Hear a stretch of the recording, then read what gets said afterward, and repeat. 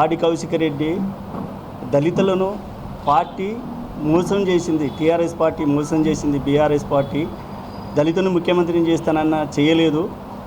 ఆ party meeting కోసము డబ్బులు వసూలు చేసి దొంగతనంగా అందరినీ బెదిరిస్తూ పైసలు వసూలు చేస్తున్న క్రమంలో పైసల కేసు అయితే ఆ పైసల కేసు గురించి కేసు పెడితే అనుచిత వ్యాఖ్యలు చేస్తూ పద్దనపేట ఎమ్మెల్యే గారిని, ఘనపురం ఎమ్మెల్యే గారిని, సీతక్కను, ఎస్టీ ఎస్సీ వాళ్ళను అవమానపరుస్తూ మాట్లాడిన పాడి కౌశిక్ రెడ్డి ఖబర్దార్. ఎస్సీలపైన, ఎస్టీలపైన అనుచిత వ్యాఖ్యలు చేసుడు బంద్ పెట్టుకోవాలి. నీ పద్ధతి మార్చుకోవాలి. మీరు చెల్లని పేపర్ అయిపోయిన్లు, చెల్లని చిత్తకాగితమైన్లు, ప్రజలందరూ మీకు బుద్ధి చెప్పిండ్లు, అయినా మీకు సిగ్గు రత్తలేదు, ఇంకా బుద్ధి వస్తలేదు. మీరు దయచేసి మీ పద్ధతి మార్చుకోవాలి.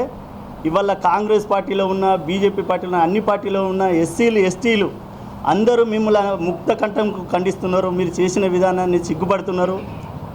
మీ విధానాన్ని మార్చుకోకపోతే ఎస్సీలు ఎస్టీలు బీసీలు అన్ని కులాలకు సంబంధించిన వాళ్ళు మిమ్మల్ని అందరినీ తరిమి కొట్టే రోజులు వస్తున్నాయి. ఖబర్దార్ ఖబర్దార్ ఖబర్దార్ ఖబర్దార్ పాడి కౌశిక్ రెడ్డి. దళితుల ఆగ్రహానికి గురిగాక తప్పదు. మీరు పాడి కౌశిక్ రెడ్డి నీ పద్ధతి మార్చుకోవాలి. అనుచిత వ్యాఖ్యలు బంద్ పెట్టండి. బినామీలనే చెడ్డ పేరు పెట్టకండి.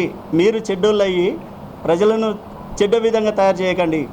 మిమ్మల్ని గెలిపించినందుకు హుజరాబాద్ ప్రజలు సిగ్గుతోటి తల వంచుకొని భయపడుతున్నారు, బాధపడుతున్నారు. ఎందుకు ఈ పాడి కౌశిక్ రెడ్డిని గెలిపించనమని. మా ఎమ్మెల్యేలు, గెలిచిన ఎమ్మెల్యేలను నువ్వు అవమానపరచడం మంచి పద్ధతి కాదు.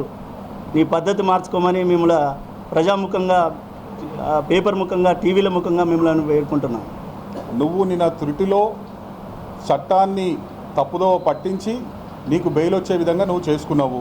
సరే, చట్టంలో ప్రకారం నువ్వేం చెప్తున్నావు, నేను దోషిని నిర్దోషిని అంటున్నావు. బెయిల్ వచ్చినంత మాత్రాన నువ్వు నిర్దోషివి కాదు.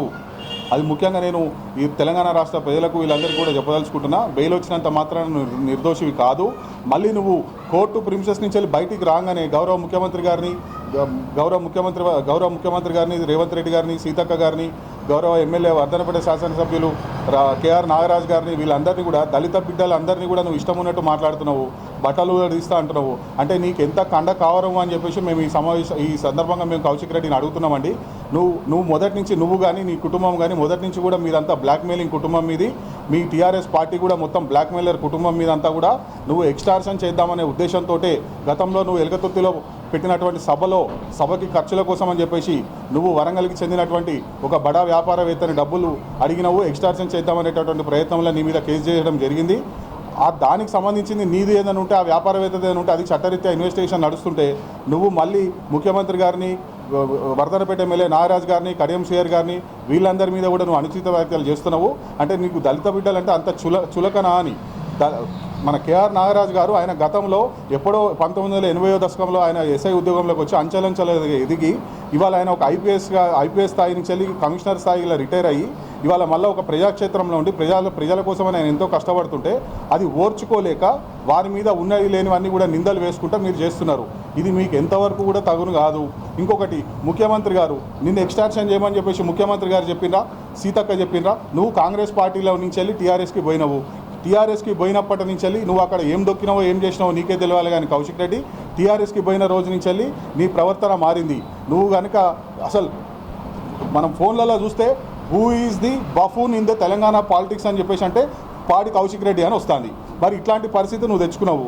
ఆ రోజు నువ్వు ఎమ్మెల్యేగా గెలిచినటువంటి సమయంలో కూడా నువ్వేం చేసినావు? నేను మీ కుటుంబాన్ని, మీ సొంత కుటుంబ సభ్యులందరినీ కూడా పక్కన కూర్చోటి మేము చచ్చిపోతాము అది ఇదని దీనంగా మొహం పెట్టి నువ్వేం చేసినావు? ఎమ్మెల్యే ఆ రోజు కూడా కాంగ్రెస్ గెలిచేటటువంటి తరుణంలో కూడా నువ్వేం చేసినావు? మళ్ళీ దీనంగా మొహం పెట్టి పబ్లిక్ని మోసం చేసి నువ్వు ఆ రోజు హుజరాబాద్ ఎమ్మెల్యేగా ఎన్నికైనావు. నువ్వు ఏమైనా సక్రమంగా నువ్వేమైనా అక్కడ పరిపాలించుకుంటున్నావు, ప్రజల కోసం ఏమైనా మంచి చేస్తున్నావు అంటే ఏం లేదు. బ్లాక్మెయిల్ రాజకీయాలు, బ్లాక్మెయిల్ దందాలు, గ్రానైట్ కాంట్రాక్టర్లను బెదిరించడు, బడాబాబులందరినీ కూడా బెదిరించడు, నువ్వు ఇట్లాంటి పనులు చేస్తున్నావు. నువ్వు బినామీలు, ముఖ్యమంత్రి గారు బినామీ, వాళ్ళకి బినామీ, వీళ్ళకి బినామీ అని చెప్పేసి మాట్లాడుతున్నావు కదా. మరి ఆ విధంగా మేము కూడా నీలాగా లూజ్ స్టాక్ చేయాలని చెప్పేసి మాట్లాడితే నువ్వు పొద్దున్న వేస్తే కేసీఆర్ వెనుక, కేటీఆర్ వెనుక ఉంటున్నావు కదా. మరి వాళ్ళకు కూడా నువ్వు బినామీ అని చెప్పేసి మేము మాట్లాడచ్చు. కానీ అసలు నీ స్థాయి అది కాదు. వాళ్ళు నిన్ను వాడుకొని పడేస్తున్నారన్న విషయం నీకు అర్థమైతలేదు. నువ్వు ఎక్కడ ఉన్నా కూడా నువ్వు ఇంకొకసారి కనుక దళిత బిడ్డల గురించి నువ్వు నిన్న చేసినటువంటి వ్యాఖ్యలు కనుక మళ్ళీ కనుక నువ్వు చేసినట్లయితే మాత్రం నువ్వు ఎక్కడున్నా కూడా నువ్వు దళిత బిడ్డలని బట్టలు ఇప్పిస్తా అన్నావు కదా.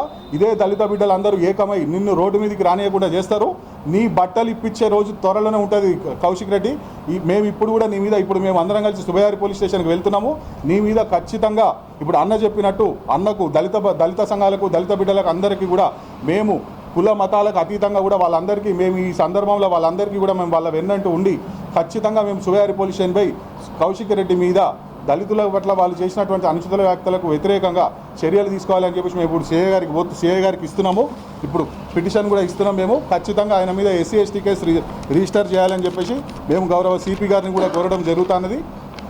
ఇప్పుడు మేమందరం కూడా సుమారు ఒక 10-15 మంది పోయి గౌరవ సిఐ గారిని కలిసి రేపు సిపి గారి దృష్టిలో కూడా పెడతాము. ఖచ్చితంగా చర్యలు తీసుకోవాలి. నిన్న పొద్దున నిన్ను 4:30కు అరెస్టు చేసి నిన్ను ఇక్కడ సుబయారి పిఎస్కి తీసుకొచ్చిన తర్వాత నువ్వు ఎయిర్పోర్ట్లో కూడా ఇష్టం ఉన్నట్టు వ్యాఖ్యలు చేసినావు. సరేలే అనుకున్నాం.